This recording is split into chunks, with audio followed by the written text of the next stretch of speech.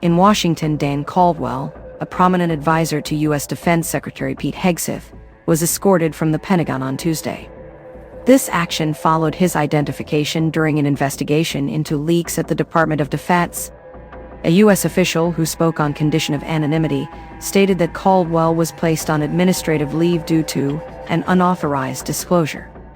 The details of this disclosure, including whether it was made to a journalist or another party, remain undisclosed as the investigation is ongoing. The administration under President Donald Trump has been actively pursuing leaks, a policy strongly supported by Secretary Hegseth at the Pentagon.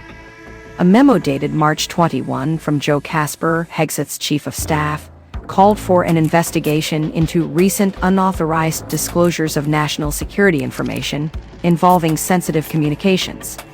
The memo also mentioned the possibility of using a polygraph test, although it is unclear if Caldwell underwent such a test.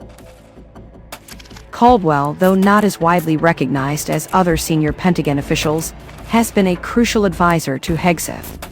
His significance was highlighted in a leaked signal text chain revealed by The Atlantic last month, where Hegseth identified Caldwell as the key contact for the National Security Council during preparations for strikes against the Houthis in Yemen.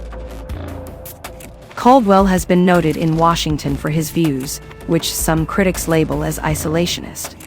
However, his supporters argue that he aims to recalibrate America's defense priorities.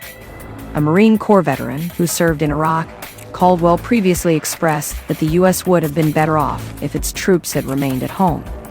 He described the Iraq War as a monstrous crime in an interview with the Financial Times in December 2024. Additionally, he has been skeptical of U.S. military aid to Ukraine and advocated for reducing U.S. presence in Europe.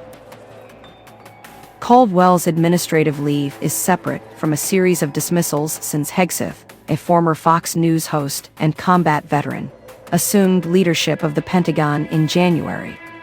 These dismissals include high-ranking officials such as the chairman of the Joint Chiefs of Staff, the top admiral in the Navy, the head of U.S. Cyber Command, and leading U.S. military lawyers. Recently, Reuters reported the firing of the U.S. military representative to the NATO Military Committee.